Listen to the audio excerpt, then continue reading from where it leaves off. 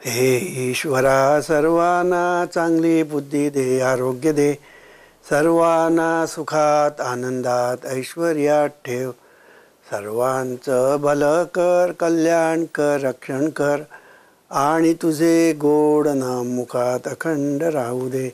शंकर म्हणतो तथास्तु, शंकर म्हणतो तथास्तु, शंकर म्हणतो तथास्तु, तथास्तु तथास्तु, तथास्तु तथास्तु, तथास्तु तथास्तु.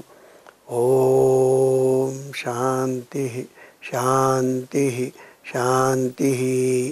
ओम शांति शांति शांति. ओम शांति शांति शांति.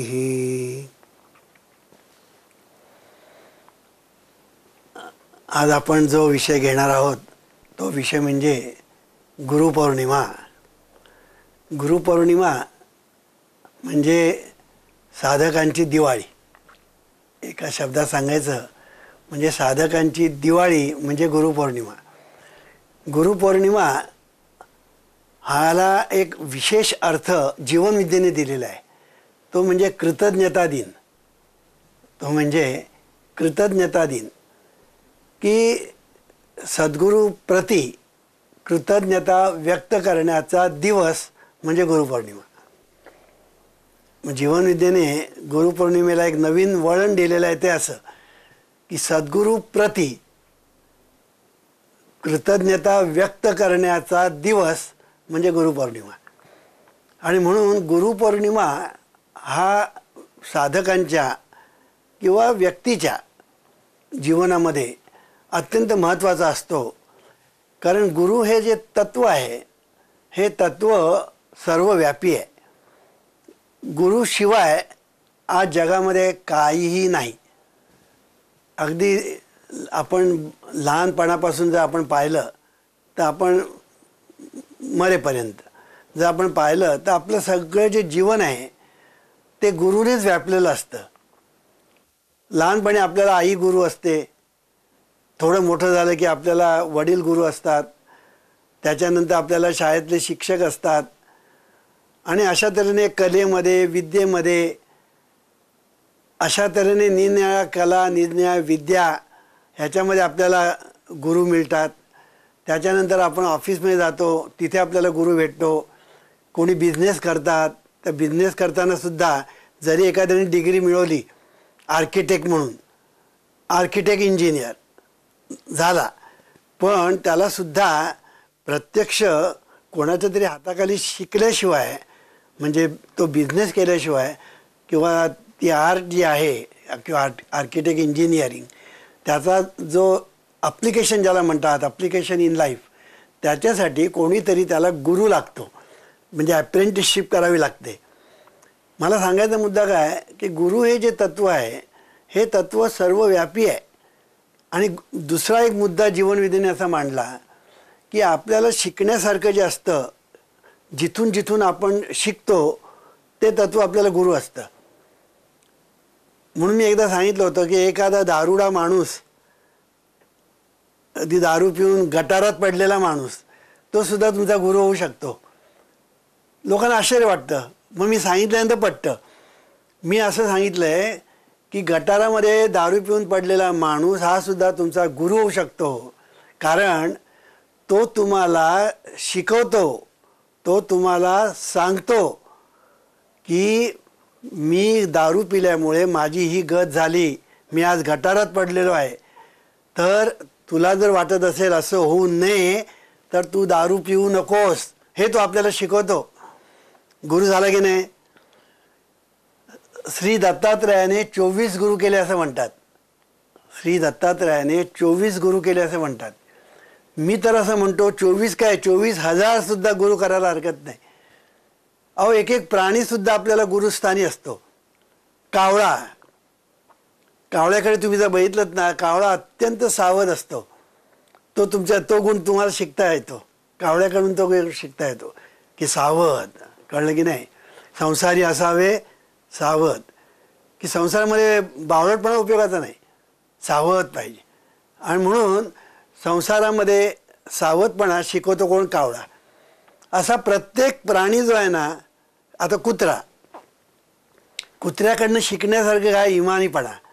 कुत्रा हा इमानी आहे. म्हणून श्री दत्तात्रयांच्या बरोबर कुत्रा दाखवलेला आहे, गाय दाखवलेली आहे. म्हणजे प्रत्येक कुत्रा जर म्हटलं तर इमानीपणा, इमानदार म्हणतात ना, तो कुत्रा. कुत्र्याला जर तुम्ही भाकरी दिलीत, तुम्हाला तो कधी विसरणार नाही. कुत्र्याचा इमानदारपणा म्हणजे असा की कुत्र्याला जर भाकरी दिली, कधी तो तुम्हाला विसरणार नाही. तो नेहमी तुमचं संरक्षण करण्यासाठी तत्पर राहील. हे मी काय सांगतो आहे की कुत्र्याकडे हा जो इमानदारपणा आहे आपण शिकला पाहिजे. कारण माणूस हा बेईमान होतो. माणूस हा बेईमान होतो. इमानदारीने वागणारी माणसं या जगात फार थोडी आहेत. परवाच पेपरमध्ये आपण वाचलं की एका मुलाने आईचा खून केला. पेपरमध्ये, वर्तमानपत्रामध्ये आपण वाचलं की एका मुलाने आईचा खून केला. आता मला सांगा, ज्या आईने ह्याला जन्म दिला, लहानाचं मोठं केलं, त्या आईचा तो खून करतो का? तर अभ्यास कर म्हणून सांगतोय म्हणून. म्हणजे किती कृतज्ञपणा आहे. अशा तऱ्हेने आपण जर पाहिलं तर आपल्याला निन्या ठिकाणून आपण जेव्हा शिकतो तेव्हा तो आपला गुरु असतो. म्हणून गुरु निन्याय कलेमध्ये, निन्याय विद्यामध्ये, निन्याय क्षेत्रामध्ये गुरु असतोच आणि पाहिजेच. गुरुशिवाय मी सगळं काही करेन असं जर म्हटलं ना तर होणार नाही, हे लक्षात ठेवायचं. काही लोक असं म्हणतात आम्हाला गुरुबिरू कशाला पाहिजे, आम्ही स्वयंभू आहोत. कसला स्वयंभू आहे कळलं की नाही? तर सांगायचा मुद्दा असा की कोणी स्वयंभू नसतो. प्रत्येकाला कोणाकडून तरी शिकावंच लागतं आणि शिकत असतो. मग कोणी वडिलांकडे शिकतील, कोणी कडून शिकेल, कोणी आजोबाकडून शिकते. तर शिकणं हा जो भाग आहे, कोणीतरी शिकवल्याशिवाय तुमच्या जीवनाला अर्थच प्राप्त होणार नाही. आणि म्हणून गुरु हा अत्यंत आवश्यक असा एक मानवी जीवनातला घटक आहे. ही गोष्ट आपण लक्षामध्ये जर घेतली तर सद्गुरू आता कशाला म्हणायचं असा प्रश्न येतो. गुरु आणि सद्गुरू याच्यामधला फरक काय की गुरु जे असतात ते फक्त विशिष्ट कलेमध्ये, विशिष्ट ह्याच्यामध्ये, क्षेत्रामध्ये ते आपल्याला हे करतात. म्हणजे पोट भरण्यासाठी आपण म्हटलं ना, किंवा करमणुकीसाठी, ज्याला आपण पोट भरणं म्हणतो, पोट भरण्यासाठी आपण शिकतो कोणाकडून तरी गुरु झाला. करमणूक म्हणा, म्हणजे वाद्य विद्या वगैरे जे असतात, कला वगैरे, ते आपण जे शिकतो ते सुद्धा पोट भरण्यासाठी किंवा करमणुकीसाठी. पण सद्गुरू जे शिकवितात त्याला तोड नाही. कारण सद्गुरू जे शिकवितात त्याला तोड नाही. याचं कारण का? सद्गुरू जे ज्ञान देतात ते ज्ञान जीवनाला सर्वव्यापी आणि सर्वस्पर्शी असतं. की जीवन जगण्याची कला, जीवन जगण्याचं शास्त्र, जीवन जगण्याचं एकंदर त्याच्यासाठी लागणारं शहाणपण, ह्या सगळ्या गोष्टी ज्या आहेत ते सद्गुरू शिकवितात. म्हणून सद्गुरू जे असतात ते फक्त अध्यात्म शिकवितात असं नाही. नाही तर असं अलीकडे असं झालं की सद्गुरू म्हटलं की तो फक्त परमार्थ अध्यात्म पुरताच, त्याचा संसाराशी काही संबंध नाही, किंबहुना संसार विंसार ज्याने सोडलेला आहे असा मनुष्य जास्त सद्गुरू व्हायला लायक, असा आणखीन काही लोकांचा समज म्हणजे गैरसमज झालेला आहे. तर गंमत अशी आहे की सद्गुरूने जे शिकवायचं असतं ते असं शिकवलं पाहिजे की तो जीवनामध्ये सुखी झाला पाहिजे, त्याला शांती मिळाली पाहिजे, त्याला समाधान मिळालं पाहिजे, त्याला यश मिळालं पाहिजे, त्याला समृद्धी मिळाली पाहिजे, त्याची भरभराट झाली पाहिजे, तो जीवनामध्ये त्याची प्रगती झाली पाहिजे. दुसऱ्या बाजूने, एका बाजूने त्याची प्रगती झाली पाहिजे. सद्गुरू जे शिकवितात, खरे सद्गुरू म्हणतो बरं का, खोटे सद्गुरू आणि खरे सद्गुरू याच्यातला फरक आपल्याला माहिती आहे. की नुसतेच उदी भस्म अंगारे दुपारे देतात किंवा कर्मकांड करायला शिकवितात ते गुरु. जे खरे सद्गुरू जे असतात, ते खरे सद्गुरू जे शिकवितात ते फक्त अध्यात्म परमार्थ नाही शिकवत. तो तर एक भागच झाला, अध्यात्म परमार्थ हा एक भाग झाला, कळलं की नाही? पण संसार प्रपंच हा आपल्या जीवनाचा एक महत्त्वाचा भाग आहे.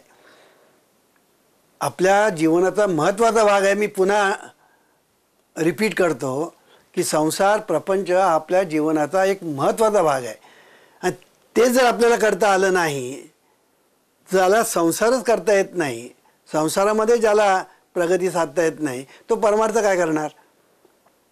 तो परमार्थ करू शकत नाही. म्हणून आमचं एक अमृत तुषार आहे की ज्याला पोटाची चिंता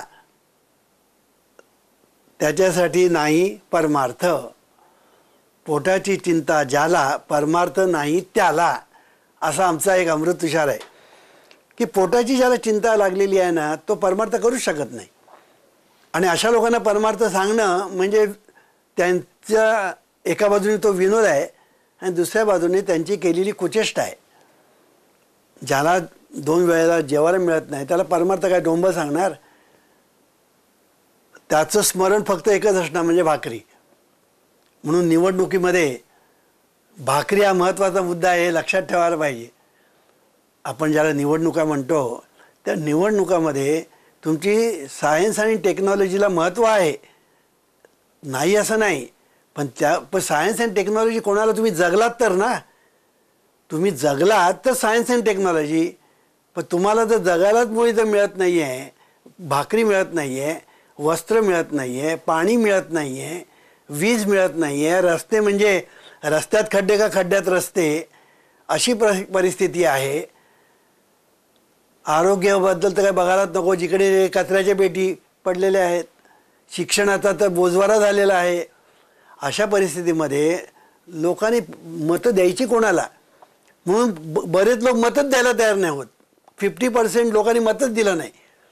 आणि 50% लोकांनी मत दिलं म्हणजे काय, कोणाला तरी द्यायचं म्हणून दिलं. त्याच्यामध्ये हा चांगला, हा उजवा आणि तो डावा अशातला प्रकार नाही, दोघे सारखेच. सांगायचा मुद्दा असा की जीवनामध्ये ज्याला पोटाची चिंता आहे त्याला परमार्थ नाही. ज्याचं पोट भरलेलं आहे त्याला परमार्थ, ज्याचं पोट भरलेलं आहे त्याला परमार्थ आहे. म्हणून जीवनविद्या काय सांगते, अगोदर प्रपंच नेटका करा. कळलं की नाही? आणि प्रपंच नेटका करता करता करता त्याच्यातूनच परमार्थ कसा प्रगट होईल ते पहा. नाही तर आधी प्रपंच करावा आणि मग परमार्थ करावा नेटका, असं जीवनविद्या सांगत नाही.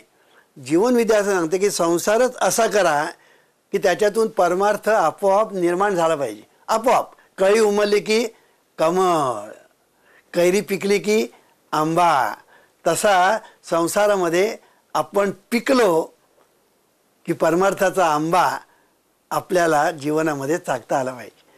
हे जीवनविद्येचं वैशिष्ट्य आहे, आगळेपणा आहे, वेगळेपणा आहे. म्हणून जीवनविद्या असं सांगते की गुरुचं महत्त्व अपरंपार आहे, पण सद्गुरूचं महत्त्व त्याच्याहून मोठं आहे. कारण सद्गुरू आपल्याला जे ज्ञान देतात ते ज्ञान महत्त्वाचं असतं. मी मगाशीच सांगितलं की कर्मकांड करायला सांगायला गुरु कशाला पाहिजे आणि मंत्र कानात सांगायला गुरु कशाला पाहिजे? 4 वर्षाचा चारू आणि 5 वर्षाची पारू, तीसुद्धा कानात मंत्र सांगेल, श्रीराम जय राम जय जय राम, ओम नमः शिवाय, झाली गुरु ती. मग कानात मंत्र सांगितलं म्हणजे गुरु झाला काय? इतका गुरु स्वस्त आहे. तेव्हा सांगायचा मुद्दा असा की हे जे आपण जे मानतो परमार्थामध्ये सगळे गैरसमज म्हणतात ते असं आहेत. सांगायचा मुद्दा असा की ज्ञान हे महत्त्वाचं आहे. सद्गुरू, खरे जे सद्गुरू असतात ते ज्ञान देतात की ज्या ज्ञानाने तुमचा संसार आणि परमार्थ दोन्ही झाला पाहिजे. संसार असा तुम्हाला करायला ते शिकवितात की त्याच्यातूनच परमार्थ निर्माण झाला पाहिजे. वेगळा आणि परमार्थ करायचीच गरज नाही, हे जीवनविद्येने सांगितलेलं आगळं आणि वेगळं तत्व आहे, शिकवण आहे. आणि म्हणून जीवनविद्येची जी शिकवण आहे, तत्त्वज्ञान आहे, शास्त्र आहे, विद्या आहे, हे समजून घेतलं पाहिजे. हे आगळं आणि वेगळं आहे हे आपल्या नामधारकांनी लक्षात ठेवलं पाहिजे. जीवनविद्या मिशनमधल्या प्रत्येक नामधारकांनी की हे आगळं आणि वेगळं आहे, पारंपरिक नाही, हेही लक्षात ठेवलं पाहिजे. आणि हे आगळं आणि वेगळं आहे कसं? सर्वांगाने आगळं आणि वेगळं आहे, सर्वांगाने आगळं वेगळं आहे. आणि म्हणून सद्गुरू जे ज्ञान देतात त्या ज्ञानाचं मोल तुम्हाला जर कळलं तर तुम्हाला सद्गुरूबद्दल प्रेम निर्माण होईल, सद्गुरूबद्दल भक्ती निर्माण होईल, सद्गुरूबद्दल निष्ठा निर्माण होईल, सद्गुरूबद्दल आदर निर्माण होईल. आणि तुम्हाला असं वाटेल की सद्गुरूला आपण कायम चिकटून राहिलं पाहिजे, कधी सोडता कामा नये. असं तुम्हाला जेव्हा मनापासून तुमची धारणा होईल, मी वाटणं म्हणत नाही, धारणा अशी तुमची झाली पाहिजे. ही कधी होईल? सद्गुरू जे ज्ञान देतात त्या ज्ञानाचं महत्त्व, त्या ज्ञानाचं मोल जेव्हा तुम्हाला समजेल तेव्हा तुम्हाला आणि सद्गुरूबद्दल प्रेम, निष्ठा, भक्ती, भाव, श्रद्धा ह्या गोष्टी निर्माण होतील. अहो, एखाद्या माणसाने आपल्याला आपल्या वेळ प्रसंगी जर 1,000 रुपये दिले किंवा 2,000 रुपये दिले तर आपण म्हणतो, हां, त्याने आम्हाला अगदी तो देवासारखा आला आणि त्याने मला मदत केली. 1,000 आणि 2,000 रुपये तुम्हाला किती वेळ पुरणार आहे? एक दिवस पण पुरणार नाही. पण सद्गुरू जे तुम्हाला जे ज्ञान देतात ते ज्ञान या जन्मी तर पुरणारच, जन्मोजन्मी पुरणार, जन्मोजन्मी. कारण जीवनविद्येचा एक सिद्धांत आहे की मोक्ष नावाचा जो प्रकार आहे तो जीवनविद्येला मान्य नाही. जन्ममरणातून सुटका हा प्रकारच नाही.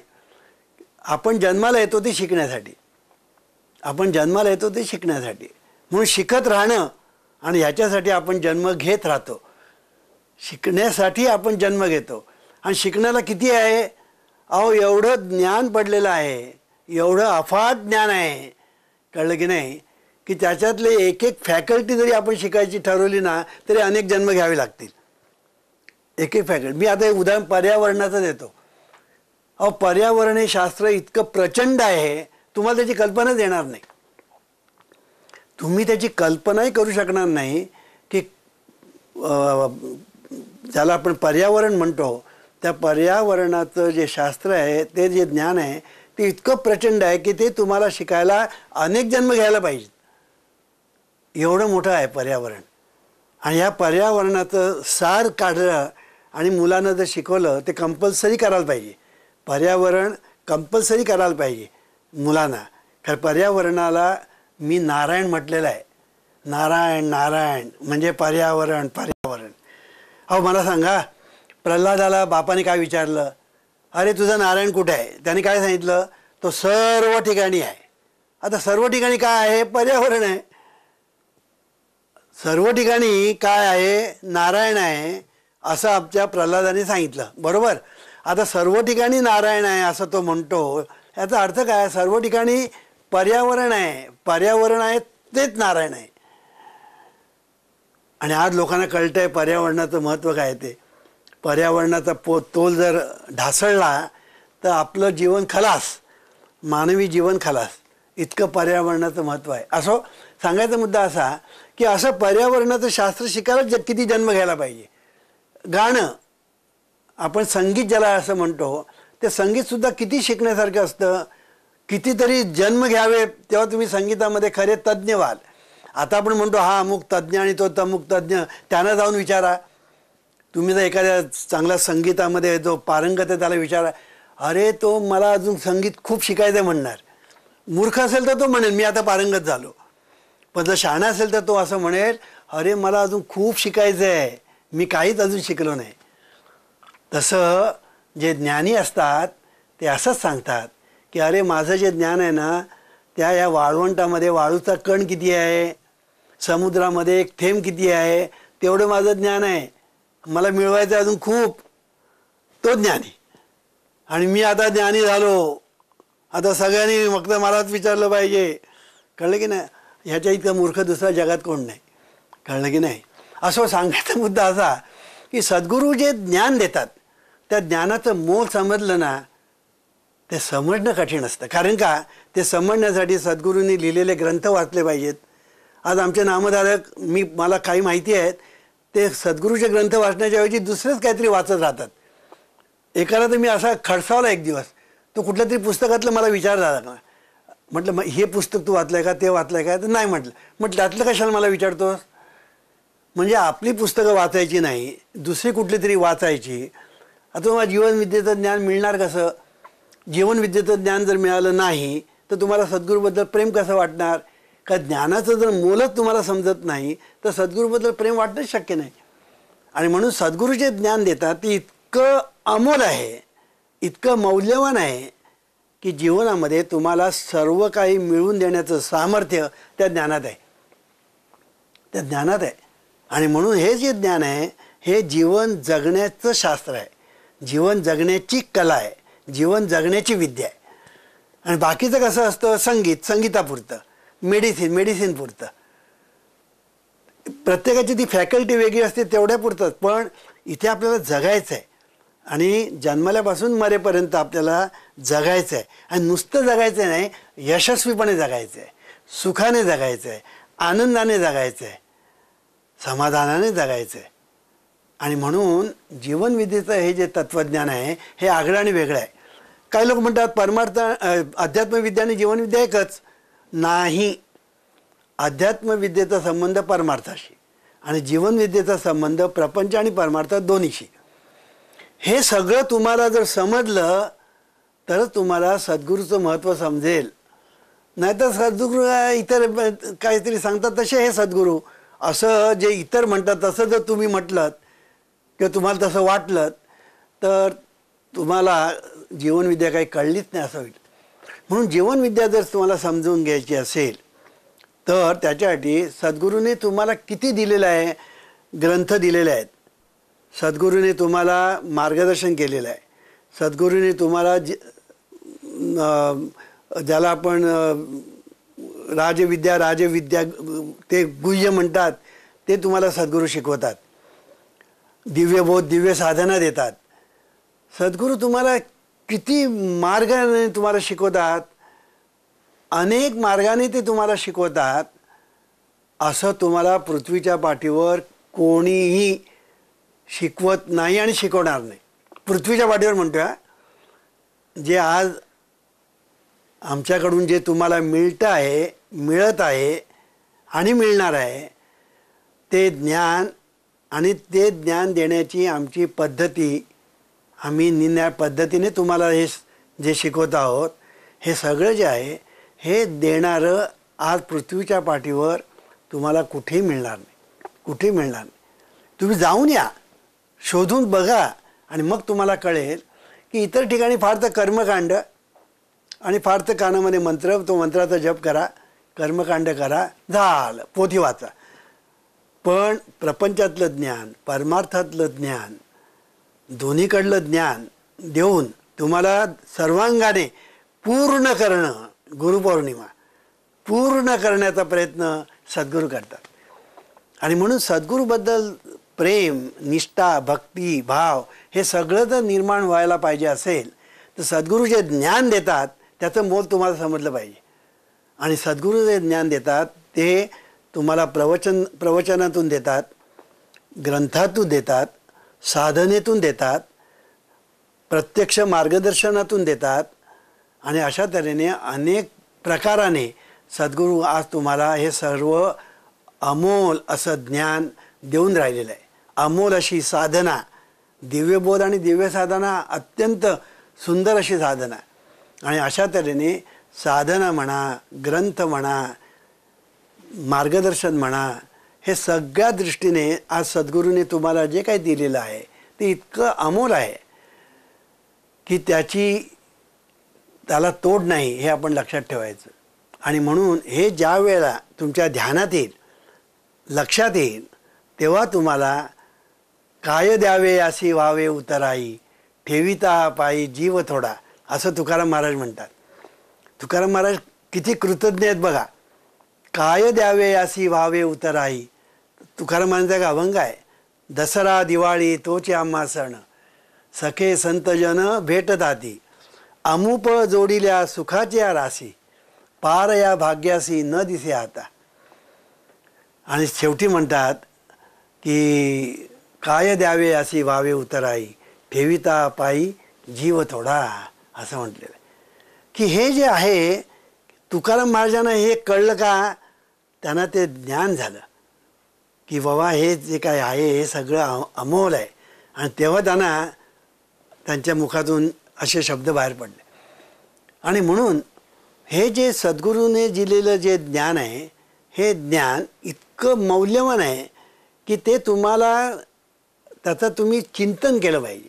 चिंतन हा चिंतामणी, तुम्ही त्याचं चिंतन केलं पाहिजे. प्रवचन केल्यानंतर त्याचं चिंतन झालं पाहिजे. आता मी सांगितलं सद्गुरू जे ज्ञान देतात, जे जीवनविद्येचे निर्णय सिद्धांत सांगतात, शिकवितात, हे कुठले कुठले सिद्धांत आहेत त्याची एक यादी केली पाहिजे, त्याचं चिंतन केलं पाहिजे, यादी केली पाहिजे. आणि प्रत्येक सिद्धांत त्याच्यावर जर तुम्ही चिंतन कराल तर तुमच्या लक्षात येईल की आतापर्यंत मिळालेलं जे आपल्याला काही आहे प्रपंच आणि परमार्थामध्ये, त्याच्यापेक्षा हे जे ज्ञान आहे ते किती आगळं आणि वेगळं आहे हे तुम्हाला कळेल. आणि मग तुम्हाला जीवन जगण्याची कला, जीवन जगण्याचं शास्त्र, जीवन जगण्याची विद्या ही तुम्हाला हस्तगत करता येईल. एकदा ही कला हस्तगत झाली ना की तुम्ही कलावंत झालात. कलावंत झालात की तुम्ही भाग्यवंत झालात. भाग्यवंत झालात की तुम्ही भगवंत झालात. कसं आहे बघा, बरोबर आहे की नाही?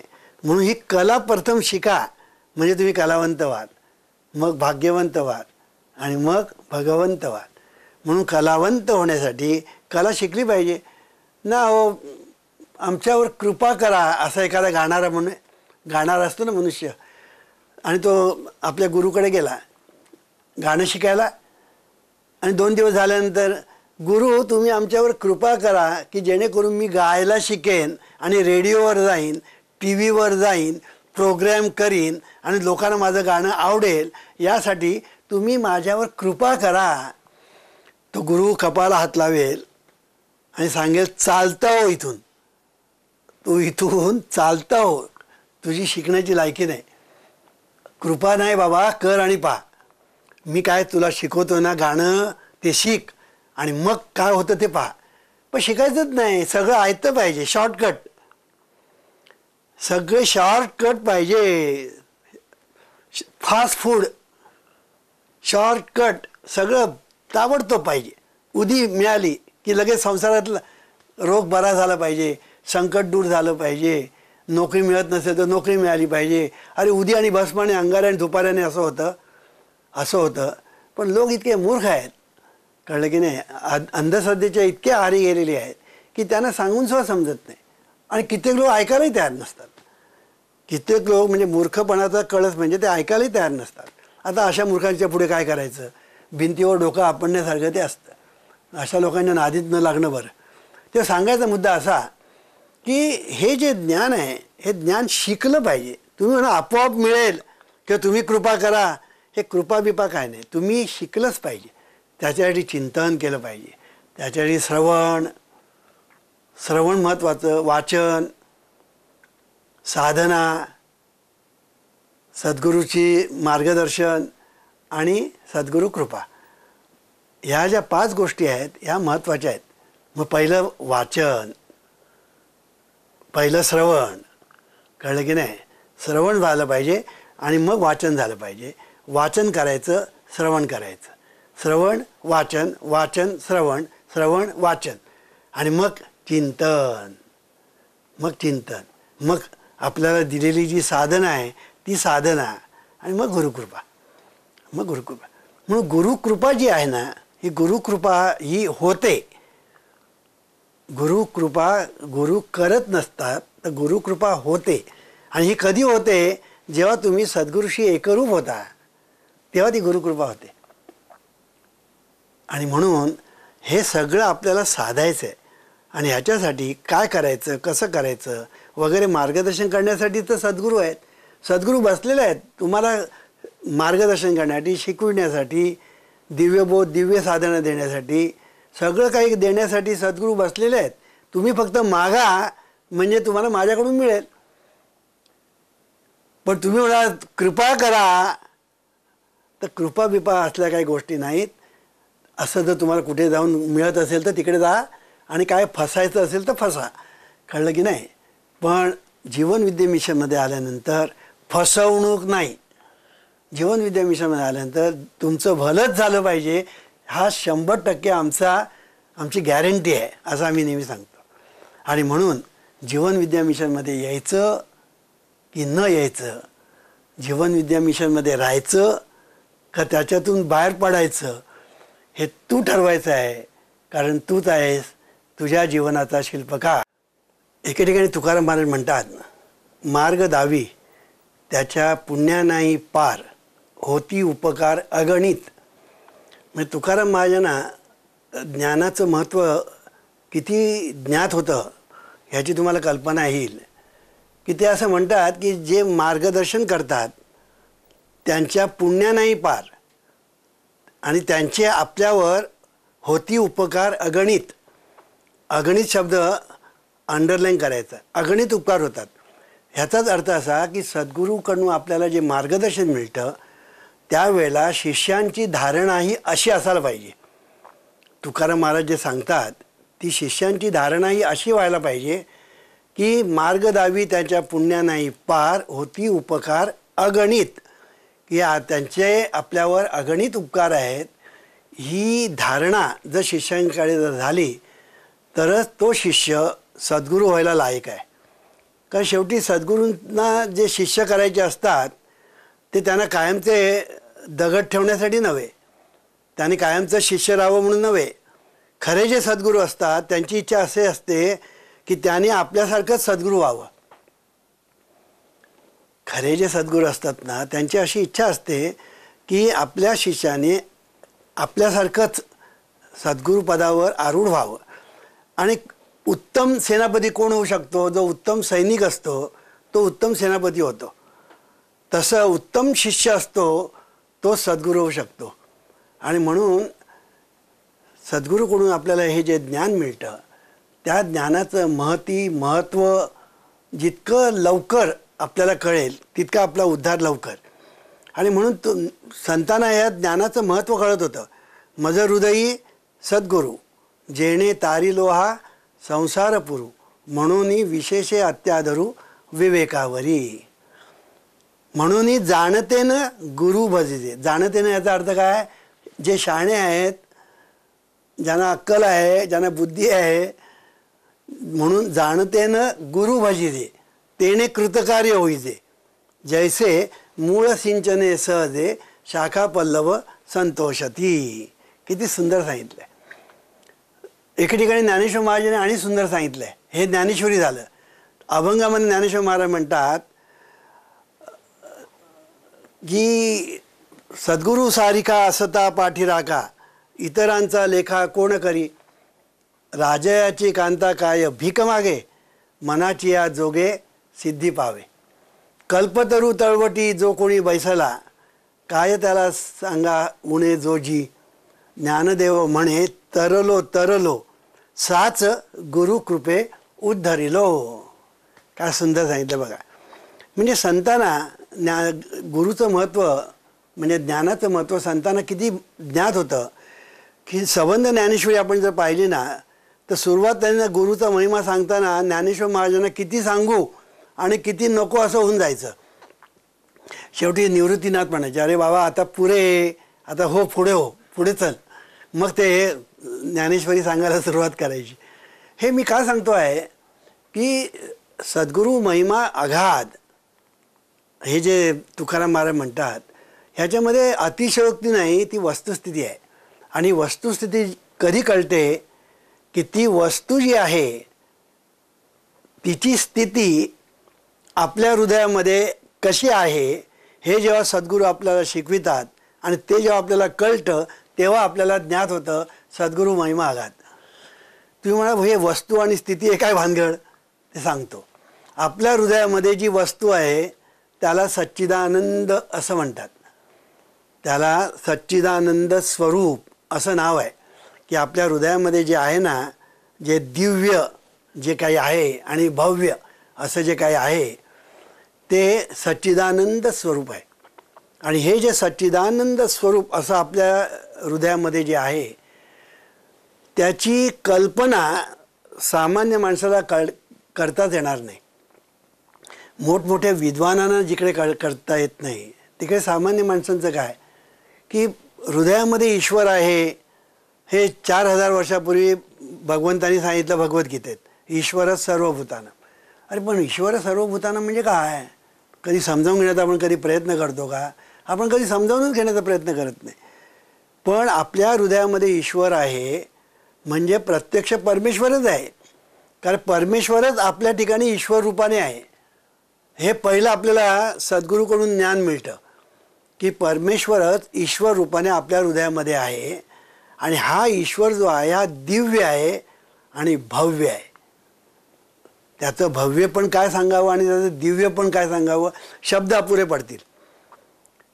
आणि म्हणून ही वस्तू म्हणजे सच्चिदानंद स्वरूप, ही वस्तू आपल्या हृदयामध्ये स्थित आहे. तिच्यामुळे आपलं सर्व काही चाललेलं आहे. आपलं ऐश्वर्य, आपलं वैभव, आपलं कार्य आणि आपलं जीवन हे सर्व जे काही चाललेलं आहे ते त्या वस्तूमुळे. अनेक वेळा मी त्या विजेचं उदाहरण दिलेलं आहे. वीज आहे म्हणून सर्व ऐश्वर्य आणि वैभव चाललेलं आहे मुंबईचं किंवा जगाचं. तसं आपल्या हृदयामध्ये ही जी वस्तू आहे म्हणजे सच्चिदानंद स्वरूप, त्याच्या नुसत्या असण्याने आज आपलं जीवन फुलतं आहे, बहरतं आहे आणि आपल्याला त्याची काहीही कल्पना नाही. आपल्याला कल्पनाच नाही ती वस्तू किती महान आहे. आणि म्हणून गुरु याचा दुसरा एक अर्थ आहे. गुरु म्हणजे गुप्त रूप. गुरु या शब्दाचा एक आणखीन वेगळा अर्थ आहे. गुरु म्हणजे गुप्त रूप. म्हणून आपल्या हृदयामध्ये हे जे सच्चिदानंद स्वरूप आहे हे गुप्त रूप आहे. हे गुप्त आहे, ते इतकं गुप्त आहे की आपल्याला त्याचा पत्ताच नाही. आपल्याला मनाचा पत्ता नाही, बहिर्मनाचा पत्ता नाही, अंतर्मनाचा पत्ता नाही, शिवतत्वाचा पत्ता नाही, ईश्वरी तत्वाचा कशाचाच पत्ता नाही आपल्याला. कळलं की नाही. किंबहुना आपण आहोत त्याचाही आपल्याला पत्ता नसतो. आपलं जीवन चाललेलं असतं म्हणजे काय, हवं आणि नको, हवं आणि नको, बस एवढंच चाललेलं असतं. पण शरीर आपल्याला आहे हे सुद्धा आपल्याला ठाऊक नसतं. कळलं की नाही. फक्त पोट दुखायला लागलं की कळतं की पोट आहे, डोळे बिघडले की आपल्याला कळतं की डोळे आहेत, दाढ दुखायला लागली की आपल्याला कळतं की आपले दात आणि दाढ आहेत. तोपर्यंत आपल्याला कळतच नसतं. आपण आपले हवं आणि नको ह्याच्यातच गुंतलेलो आहोत. त्यालाच संसार म्हणतात. खरा जो संसार वाईट म्हणतात तो ते सांगायचा मुद्दा असा की ही वस्तू गुप्त आहे. म्हणजे गुप्त का म्हणायचं, कारण आपल्याला ते माहीत नाही म्हणून गुप्त आहे म्हणायचं. पण संतांना ती व्यक्त आहे, सद्गुरूंना ती व्यक्त आहे. किती व्यक्त आहे की सद्गुरूंना ती प्रथम दिसते आणि मग जग दिसतं. तुमच्या ध्यानात आलं की नाही की सद्गुरूंना प्रथम ते जे गुप्त रूप आहे ना ते सद्गुरूंना व्यक्त आहे. किती व्यक्त आहे की सद्गुरूंना प्रथम ते दिसतं आणि मग जग दिसतं. आणि इतरांना ते दिसतच नाही आणि फक्त जग दिसतं. हा त्यातला फरक आहे. सामान्य माणसं आणि सद्गुरू याच्यातला जो फरक आहे तो हा आहे की इतरांना जग दिसतं आणि ते वस्तू दिसतच नाही. ती वस्तू गुप्त आहे आणि ती गुप्त वस्तू प्रत्यक्ष दाखवितात ते सद्गुरू. म्हणून गुरु आणि सद्गुरू काय, गुप्त रूप जे सद्गुरू दाखवतात, जे दाखवतात त्यांना सद्गुरू असं म्हणतात. आता हे आपल्या जवळ आहे. किती जवळ आहे की इतकं जवळ आहे की पहिलं ते आहे, बाकी सगळं नंतर. म्हणून अध्यात्म ह्याचा अर्थ आम्ही जो सांगतो तो असा, आधी आत्मा, आधी आत्मतत्व, मग सर्व. अध्यात्म आधी आत्मतत्व, मग जग बिग सगळं, बायको मुलगा नवरा बायको हे सगळं नंतर. आधी आत्मतत्व म्हणून अध्यात्म. म्हणून हे जे आत्मतत्व जे आहे सच्चिदानंद स्वरूप हे आधी आहे आणि बाकी सगळं नंतर आहे. हे शरीर दिली हे सगळं नंतर. आणि शरीर धारण कोणी केलं आहे, त्या वस्तूनेच धारण केलं आहे. त्या वस्तूनेच हे शरीर धारण केलेलं आहे. कळलं की नाही. असं ही जी वस्तू जी आहे ही वस्तू कशी आहे, सच्चिदानंद स्वरूप आहे. सच्चिदानंद म्हटल्यानंतर आपल्याला त्याचा बोध होत नाही.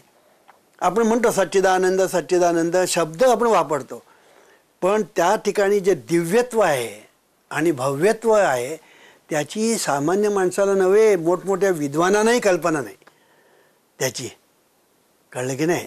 आणि त्याची जेव्हा कल्पना येते, मी कल्पना म्हणतो आहे, अनुभूती हा भाग वेगळाच. त्याची नुसती जेव्हा कल्पना येते, त्याचं दिव्यत्व आणि भव्यत्वाची कल्पना येते, तेव्हा आपण थक्क होतो. तेव्हा आपल्याला त्याच्याबद्दल प्रेम निर्माण होतं.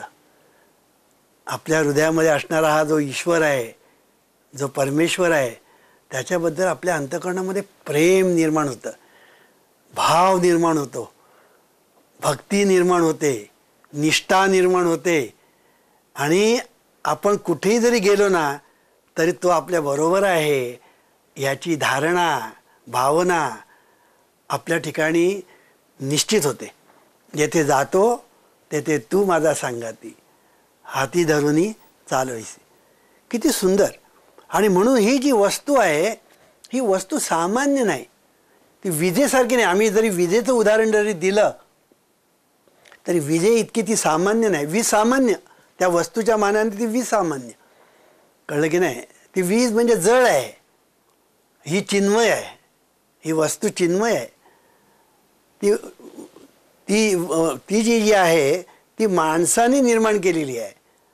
म्हणजे माणूस ज्यावेळेला ती निर्माण करतो तेव्हा ती आपल्याला मिळते. ही आहे, अखंड आहे, ती कधी नाही असं कधी होतच नाही, ती अखंड आहे. You are the son of infinite life which knows no end, and you are the child of eternity. Life is indestructible, self-renewing and eternal, and is the reality of all men. You live forever because your life is God's life.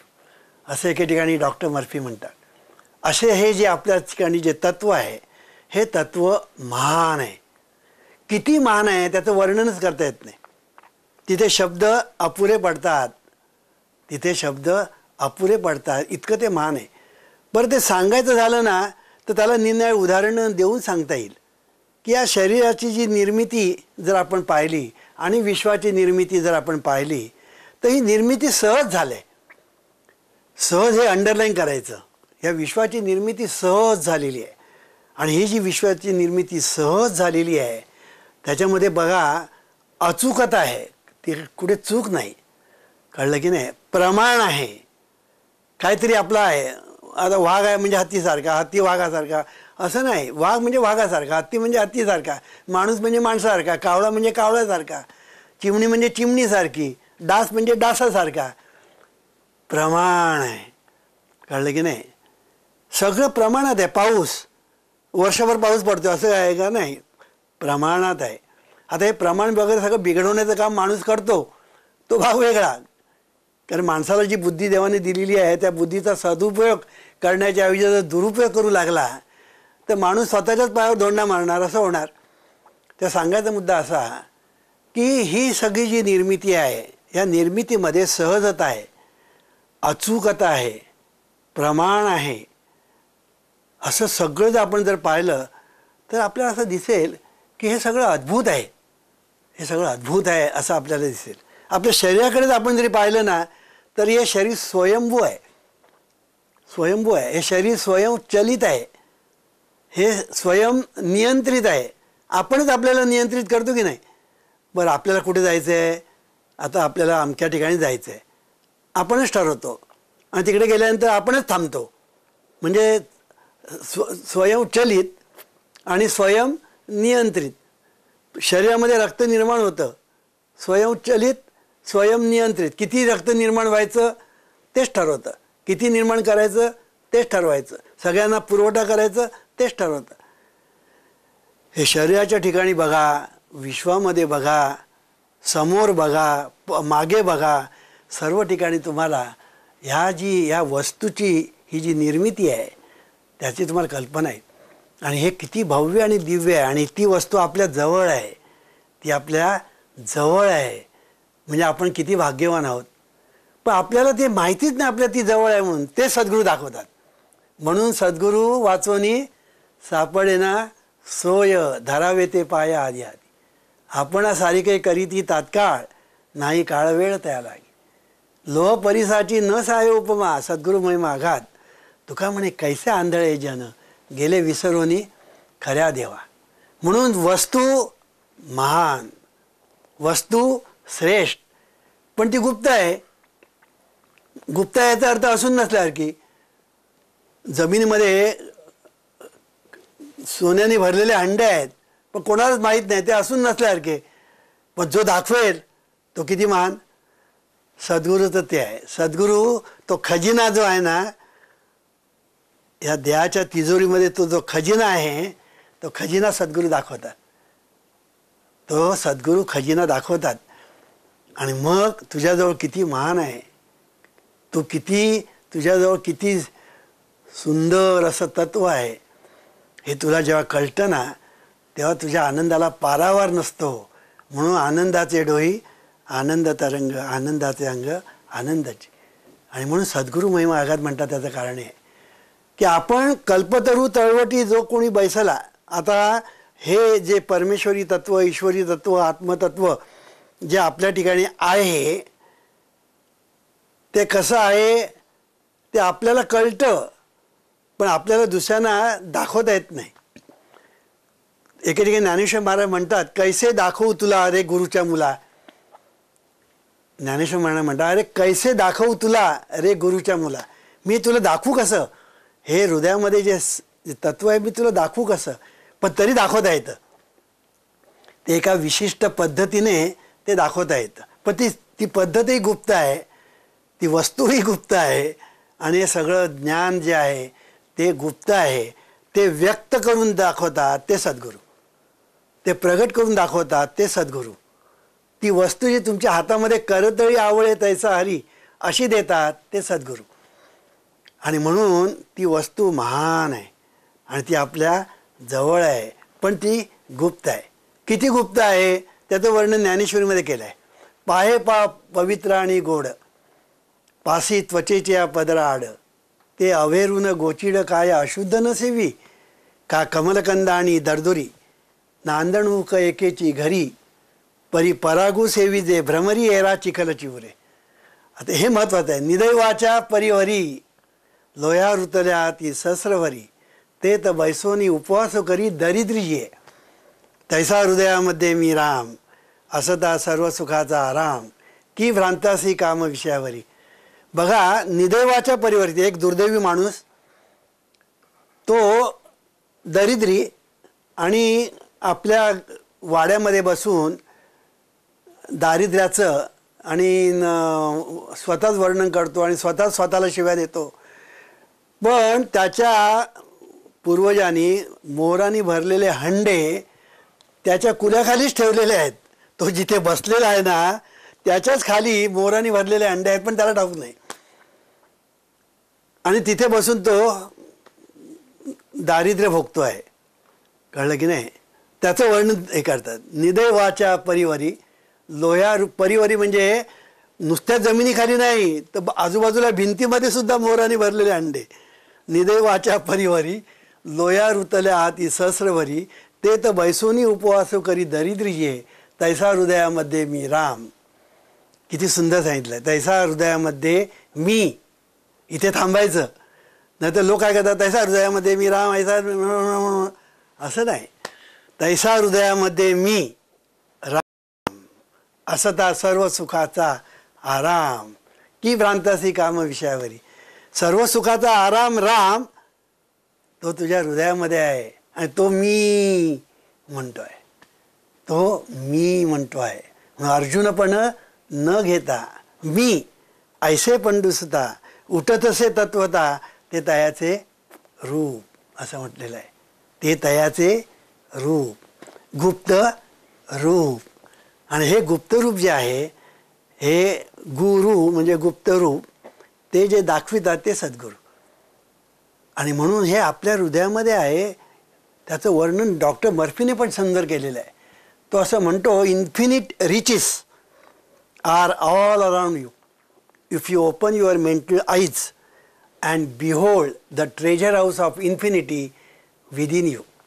There is a gold mine within you from which you can extract everything you need to live life gloriously, joyously and happily. However, people are sound asleep about this gold mine of infinite intelligence and boundless love within themselves. किती सुंदर वर्णन केलं बघा. म्हणजे हे जे आपल्या ठिकाणी जे आहे ना, पण ते गुप्त आहे, ते गुप्त आहे. बरं, सांगितलं तर काय तरी थापा मारतात असं एखादा नास्तिक मनुष्य म्हणेल. काय थापा मारतात म्हणून असं एखादा नास्तिक मनुष्य म्हणेल. कळलं की नाही. आस्तिक म्हणेल बाबा सद्गुरू सांगतात म्हणजे काहीतरी ते खरं असलं पाहिजे, पण ते त्याला कळत नाही. मग कळतं कोणाला? जे सद्गुरूशी एकरूप होतात त्यांना कळतं, जे सद्गुरूंना शरण जातात त्यांना ते कळतं.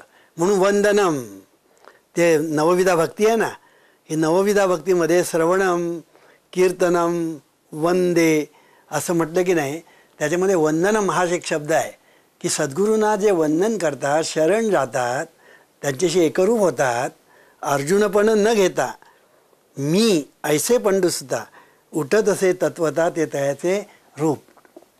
म्हणून ह्या ठिकाणी जर आपल्याला जर त्याचं आकलन व्हायला पाहिजे असेल तर त्याच्यासाठी ते जे तत्व आहे ते तत्व सद्गुरू आपल्याला दाखवतात, त्याची साधना शिकवितात, त्याचा अभ्यास करायला शिकवितात, तो कसा अभ्यास करायचा तेही शिकवितात. पण जर तुम्ही केलंच नाही तर काय उपयोग? आईने ताटपाट मांडलं, जेवण सगळं तयार केलं आणि तुमच्या तोंडामध्ये घास घातला. आता चावायचं कोणी? आई तूच चाव. गिळायचं कोणी? आई तूच गिळ. तर आई काय म्हणणार? आई कपाळाला हात लावणार, काय हे पोर जन्माला आले. तसं सद्गुरूसुद्धा कपाळाला हात लावतात जेव्हा शिष्यांचे हे पाहतात, अरे सांगितलेलं काहीच करत नाहीत. कळलं की नाही. आपले ग्रंथ वाचायचे सोडून कुठले तरी ग्रंथ वाचत बसतात. साधना प्रार्थना कर म्हटलं तर प्रार्थना करायची नाही, ग्रंथ वाचन कर म्हटलं तर ग्रंथ वाचन करायचं नाही, ग्रंथदिंडी कर म्हटलं तर ते करायचं नाही, काहीच करायचं नाही. आणि आम्हाला काही काय हो, आम्ही 10 वर्ष आम्हाला काही लाभच झाला नाही, कसा होणार? म्हणून सद्गुरूंना शरण जाणं म्हणजे वंदन म्हटलेलं आहे. दास्यम, सख्यम, आत्मनिवेदन, पादसेवनम, श्रवणम, कीर्तनम आणि स्मरणम, ह्या ज्या गोष्टी सांगितलेल्या आहेत हे नवविधा भक्ती आहे. ही जी नवविधा भक्ती जी आहे ती तुमच्याकडून जर झाली तर सद्गुरूने जे गुप्त रूप जे आहे ना ते तुमच्या हातामध्ये करतळे आवळे तैसा हरी येईल. आणि म्हणून श्रवणम, सद्गुरू जे प्रवचन करतात ते श्रवण कसं झालं पाहिजे? सगळा जीव कानामध्ये आला पाहिजे, सगळा जीव कानामध्ये आला पाहिजे. कळलं की नाही. आणि श्रवण झालं पाहिजे. श्रवण झाल्यानंतर मी कुठे आहे याचं भान राहता कामा नये, सगळं विसरलं पाहिजे, फक्त श्रवण. कळलं की नाही. त्या अर्जुनाने फक्त डोळा मला दिसतो, बाकी काही दिसत नाही. तसं जेव्हा सद्गुरूचं प्रवचन आपण ऐकतो तेव्हा फक्त ऐकणं आणि बाकीचं सगळं भान नसणं ह्याला ऐकणं म्हणतात. जीव ओतून ऐकणं, सगळा जीव कानामध्ये येणं. कळलं की नाही. ह्याला श्रवण म्हणतात. असं श्रवण झालं पाहिजे. स्मरण, सद्गुरूचं स्मरण सतत झालं पाहिजे, सद्गुरूचं स्मरण सतत झालं पाहिजे. प्रत्येक वेळा सद्गुरूची आठवण झाली पाहिजे. कारण सद्गुरूंनी अनेक अंगाने शिकविलेलं असतं. त्यामुळे प्रत्येक वेळेला आणि लहान लहान मुलंसुद्धा नामधारकांची सद्गुरूची आठवण करून देतात. बाप चिडला की सद्गुरू काय सांगतात म्हणून ती मुलं आठवण करून देतात. कळलं की नाही. असं हे स्मरण जे आहे हे स्मरण महत्त्वाचं आहे. कीर्तन म्हणजे काय? सद्गुरूबद्दलचं कथन करणं, सद्गुरूचा महिमा वर्णन करणं, सद्गुरूबद्दलचं बोलणं, सद्गुरूबद्दलचं एकमेकांना सांगणं, हे कीर्तन म्हणजे ते हातामध्ये तंबोरा घेतला म्हणजे कीर्तन झालं नाही. कीर्तन म्हणजे आपण जे काही कथन करतो ते कीर्तन. म्हणून कथा म्हणतो की नाही, कथन, तसं आपण कथन करणं म्हणजे कीर्तन. म्हणजे सद्गुरूबद्दल तुम्ही जेव्हा प्रेमाने, आवडीने, गोडीने बोलता ते कीर्तन असतं. आता नवरा बायको सद्गुरूबद्दल बोलतायत, कीर्तन झालं. कळलं की नाही. आई आणि लेकरू सद्गुरूबद्दल बोलतायत, झालं कीर्तन. त्या कीर्तन ज्याला म्हणतात ते म्हणजे श्रवण, स्मरण, कीर्तन, नंतर अर्चन. सद्गुरूंना अर्चन म्हणजे अर्पण करणं. अर्पण काय करायचं? सद्गुरूंना अर्पण करण्याचं एक आपलं जे मन आहे ना ते सद्गुरूंना अर्पण करायचं. म्हणजे सद्गुरूच्या मनाशी आपलं मन जोडून टाकायचं, एकरूप व्हायचं. अर्पण. कळलं की नाही. मग वंदनम म्हणजे नम्रता. सद्गुरूच्या ठिकाणी आम्हाला आता शिकवा, आम्ही तुमच्याकडे आता शिष्यत्व करलेलं आहे, आणि आम्हाला आता तुम्ही शिकवा असं म्हटलं तर नाही. मग हात जोडले पाहिजेत. कळलं की नाही. एके ठिकाणी म्हटले नाही, ते ज्ञान पै बरवे जरी मनी आती आणावे तरी संताया भजावे सर्वस्वेसी. ते ज्ञानाचा कुरटा ते तर सेवा दारवंटा तो स्वाधीन करून घेई सुभटा ओळगोनी. तनु मनु जीवे चरणासी लागावे अगरवता करावे दास्य सकळ. ह्याला म्हणतात वंदन. कळलं की नाही. मग सख्य सद्गुरूशी जवळीक साधणं. कळलं की नाही. याला सख्य असं म्हणतात. दास्य की सद्गुरूंची सेवा करणं. कळलं की नाही. सद्गुरूंची सेवा करणं हे दास्य. त्यानंतर आत्मनिवेदन की आपल्याला जे काही वाटतं ते सद्गुरूंकडे निवेदन करणं त्याला आत्मनिवेदन म्हणतात. आणि पादसेवनम म्हणजे सद्गुरूच्या शरीराची काळजी घेणं. घरातले लोक काळजी घेणार, घराच्या बाहेरच्या लोक शिष्याने काळजी घेणं हे पादसेवनम. अशा तऱ्हेने ही जी नवविधा भक्ती जी आहे त्या नवविधा भक्तीच्या द्वारे आपण सद्गुरूशी एकरूप जेव्हा होण्याचा प्रयत्न करतो त्यावेळेला ती जी वस्तू जी आहे गुप्त ती सद्गुरू कृपेने आपल्याला व्यक्त होते. काय गंमत आहे की सद्गुरू कृपा होते, सद्गुरू कृपा करत नाही. कळलं की नाही. देहधारी सद्गुरू तुम्हाला शिकवितात. कळलं की नाही. आणि ध्यान सद्गुरू जे आहे ना ते ध्यान सद्गुरू जे आहे की सद्गुरूचं तुम्ही जेव्हा ध्यान करता म्हणजे काय, ही नवविधा भक्ती म्हणजे ध्यानच. ह्या नवविधा भक्तीच्या द्वारे तुम्ही सद्गुरूशी जेव्हा जोडले जाता ते तेव्हा सद्गुरू ध्यान सद्गुरू. आणि हे ध्यान सद्गुरू जे आहे ते हृदयस्थ सद्गुरू मदहृदयी सद्गुरू त्यांच्याशी ते जोडून टाकतात. आणि आपल्याला ते जे गुप्त रूप आहे ते आपल्याला व्यक्त होतं. किती व्यक्त होतं की पहिलं ते दिसतं मग बाकीचं सर्व दिसतं. इतकं ते स्पष्ट दिसतं. कळलं की नाही. पण ह्याच्यासाठी अभ्यास लागतो. अभ्यासाशिवाय काय नाही. असाध्य ते साध्य करिता सायास कारण अभ्यास तुका म्हणे. कारण ती वस्तू इतकी मौल्यवान आहे की तिची किंमतच करता येणार नाही. ती आपल्या ठिकाणी असणारी जी वस्तू आहे ती इतकी मौल्यवान आहे, इतकी अमोल आहे, त्याचं तुम्हाला किंमतच करता येणार नाही. इतकी ती वस्तू महान आहे. आता अशी ही वस्तू जर महान पाहिजे असेल तर ती काय सहज मिळेल. अहो रस्त्यामध्ये पडलेले आपले दगड सापडतात, वाटेल तेवढे दगड सापडतात नाही का. रस्त्यावरून चालताना वाटेल तेवढे दगड सापडतात. पण रस्त्यावरून चालताना वाटेल तेवढे हिरे मिळाले का कधी कोणाला. रस्त्यावरून चालताना हिरे मिळाले, वामनराव आम्ही रस्त्यावरून चालताना आम्हाला हे हिरे मिळाले असं कधी झालं आहे. पण दगड भरपूर मिळाले की नाही. तसं आहे जीवनामध्ये की ही वस्तू इतकी मौल्यवान आहे की कोहिनूर हिरासुद्धा फिका. मी सांगितलं आपले जे 2 डोळे आहेत ना ते कोहिनूर हिऱ्यापेक्षा सुद्धा मौल्यवान आहेत. आणि या 2 डोळ्यापेक्षा सुद्धा मौल्यवान आहे ना ती आपल्या हृदयातली वस्तू आहे. आता ही हृदयातली जी वस्तू आहे ना ती आहे म्हणून आपण डोळ्यातून पाहतो. चाले शरीर कोणाची ये सत्ते कोण बोलवित हरिविण देखवी ऐकवी एक नारायण तयाचे भजन चुको नका. मानसाची देव चालवी अहंता मीच एक करता म्हणून या. वृक्षाचे पानं आले त्याची सत्ता राहिली अहंता मग कोठे. तुका म्हणे विठो भरला सभाई तया उणे काही चराचरी. किती सुंदर. चाले शरीर चाललं आहे. हे सगळं जे चाललेलं आहे हे कोणामुळे चाललं आहे, ती वस्तू आहे मुळे. त्या वस्तूचाने आपला संबंध तुटला किंवा सुटला की सगळं राम भोलोबाय राम. आता ही वीज आहे, विजेचा आणि त्या बल्बचा संबंध सुटला किंवा तुटला तर काळोख. तसं आपल्या ठिकाणी आहे. ती जी वस्तू आहे त्या वस्तूचा आणि आपला संबंध तुटतो सुटतो काही कारणामुळे, काही निसर्ग नियमाप्रमाणे. त्यावेळेला राम भोलोबाय राम. आणि म्हणून राम भोलोबाय राम म्हणेपर्यंत थांबू नका. आतापासून राम राम म्हणायला सुरुवात करा. आणि राम राम म्हणायचं म्हणजे काय, राम राम राम राम सीताराम असं नाही. तैसा हृदयामध्ये मी राम असता सर्व सुखाचा आराम. हे स्मरण म्हणजे नामस्मरण. हे नामस्मरण तुम्ही करायला लागलात ना की ती वस्तू तुमच्या हातामध्ये करतळी आवळे तैसा हरी असेल, करतळी आवळे तैसा हरी येईल.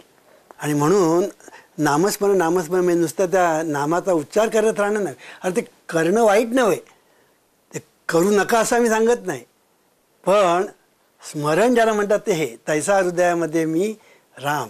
आता असं स्मरण करायचं की न करायचं हे तुझ्या हातात आहे, आणि म्हणून तूच आहेस तुझ्या जीवनाचा शिल्पकार.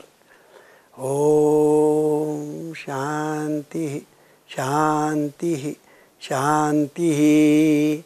ओम शांती शांती शांती. ओम शांती शांती शांती.